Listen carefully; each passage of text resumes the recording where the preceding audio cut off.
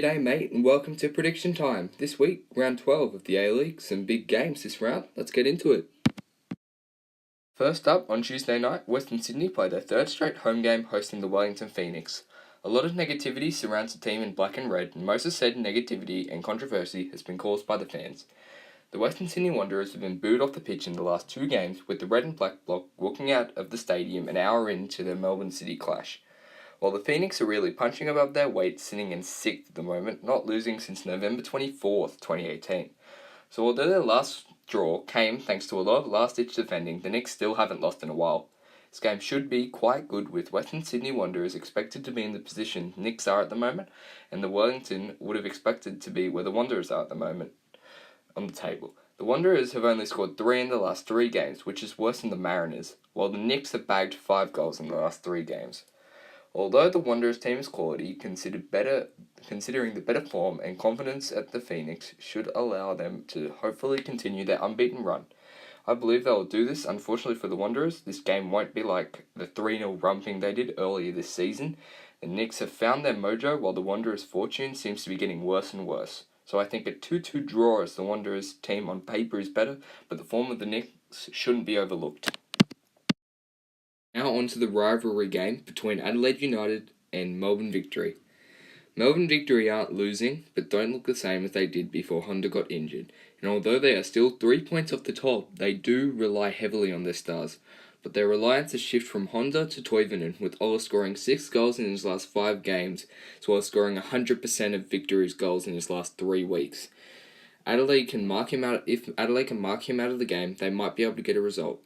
But Victory still have a great attacking talent like Barbarouches, and it's easy to forget that sometimes. While Adelaide United are coming off a disappointing display in front of their home fans when they failed to make their dominance count against 10-man Phoenix. Adelaide are really lacking a finisher, something a lot of A-League clubs are missing at the moment. Someone who can finish off chances and turn an average campaign into a special one. So without a brilliant striker, it'll be difficult to beat the informed Lawrence Thomas, who although didn't keep a clean sheet against the Wanderers, he only conceded 1 and it was a penalty, and got his team out of more than a few sticky situations. I think although Honda is injured, the Victory should be able to win this 1-0, edging out a good Adelaide on the night who lacked the final product of a goal. Also, I just wanted to add, there's so much hype around the Phoenix and negativity around Adelaide, even though they have the same record. Phoenix deserve the hype, but if Adelaide deserve it, why don't Adelaide too? Next up, we have a huge tabletopper clash with Perth Glory facing the Sky Blues. Two teams coming into this game high on confidence after convincing come-from-behind victories, like Sydney FC, who looked down and out against the Mariners, but Cisse's red card meant the Sky Blues could start to dominate, and boy they dominated, thrashing the Mariners 5-2 with an Alex Prost masterclass. While Perth went into the sheds with a bigger mountain to climb, finding himself 2-0 down, but like in the Sydney game, a red card handed them some fortune. 2 penalties later, they were level. Perth then went on to grab 2 more goals before watching Adam Taggart hit the crossbar with his penalty. This game will be very close, as the last meeting between the two should have been a draw, but some Andrew Redmayne diving skills saved Sydney from dropping points, so the Glory should be out for revenge. The history between the two isn't great for the Glory, not even getting a point in their last 5 meetings. So who will win? It's a tough one. Perth did get some fortune in their comeback. The Sky Blues definitely deserved their 3 points against Central Coast. Perth had some difficulty creating clear-cut chances in the game, relying on penalties, while Sydney's goals were free-flowing and they created chances at ease. This is why I believe Sydney will win 2-1 again. Melbourne City looked to be in the conversation for winning the Premier's Plate, surprisingly, seeing how well Perth, Sydney and Melbourne Victory are doing, while the Roar looked really good against Perth until they got the man sent off. So looking at the table, Brisbane shouldn't host much of a test for City, but the way they started off the game against Perth was brilliant, and maybe Brisbane are up for an upset.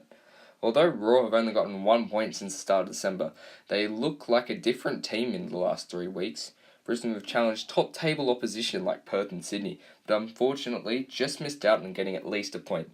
Maybe third time's a charm. But I was seriously impressed by the way their first half went against Glory.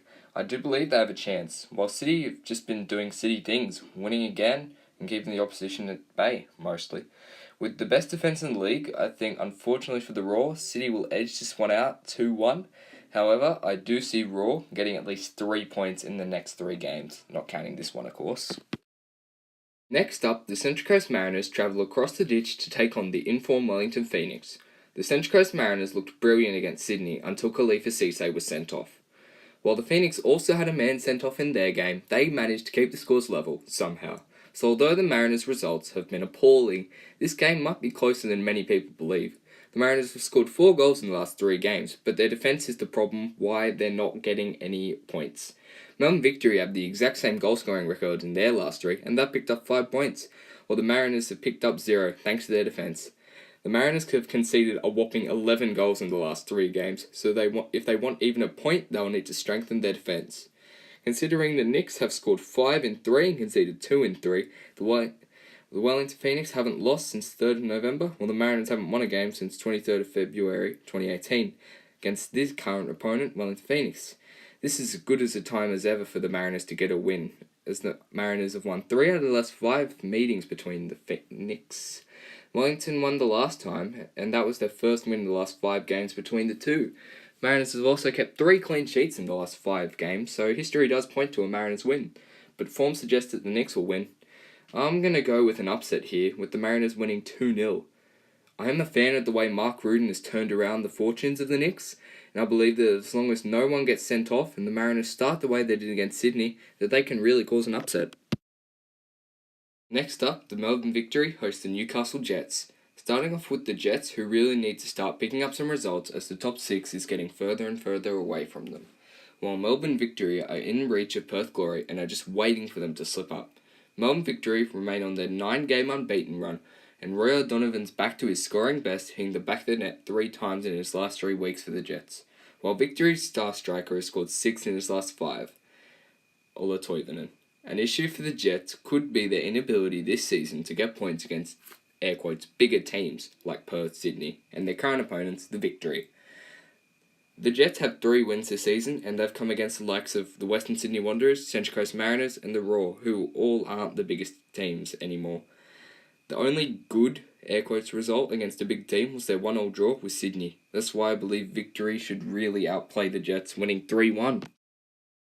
Next up, the Reds travel to Sydney to take on the Sky Blues.